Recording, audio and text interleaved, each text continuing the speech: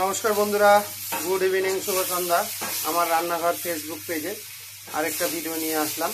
সেটা হচ্ছে এটা বেগুনের পাতুরি, বেগুন মশলাও বলা যেতে পারে। তো প্রথমে আমি বেগুনগুলো, এগুলো এই লম্বা লম্বা ছোটো বেগুনগুলো, এগুলো ছোটো ছোটো বেগুনগুলো হয়, সেই বেগুন এনেছি।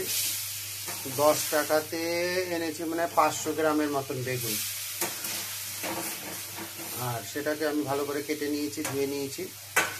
তো ধুয়ে নেওয়ার পরে আমি সর্ষের তেলে এগুলোকে আমি হালকা আঁচে ভেজেছি, হালকা করে ভাপিয়ে নিলাম আর কি, ভাজা তেল দিয়ে। এর মধ্যে একটু সাদা জিরে, একটু সর্ষে, একটু মেথি দিয়ে, আর কি পাঁচফোড়ন ছিল না, ওইগুলো দিয়ে মিল দিয়ে দিলাম। একটা তেজপাতা দিলাম। তার মধ্যে এখন দিলাম, আমি আগে ভেজে নিয়েছি, তার মধ্যে দিলাম জিরের গুঁড়ো, ধনের গুঁড়ো, আর একটুখানি ধনে পাতা, আর দিয়েছি একটা 5 মিশালি মশলা, যেটা ব্যাঙ্গালোরে পাওয়া যায়।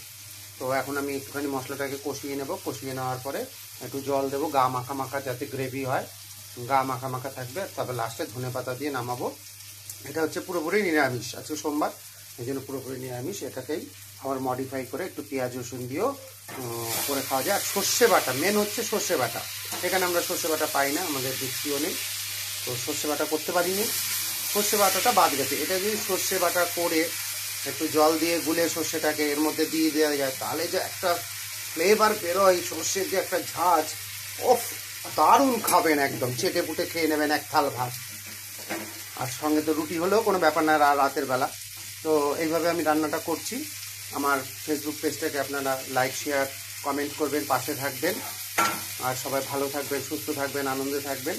আর তার সাথে আমার ইউটিউব চ্যানেলটা ছিল সুধীর লাইফস্টাইল অ্যান্ড ব্লগ, সেটাকে আবার ওপেন করেছি। সেটার উপর আপনারা দেখবেন, লাইক করবেন, শেয়ার করবেন, সাবস্ক্রাইব করবেন, পাশে থাকবেন। আমি আজকে কমলেন। নমস্কার, জয় হিন্দ, জয় ভারত।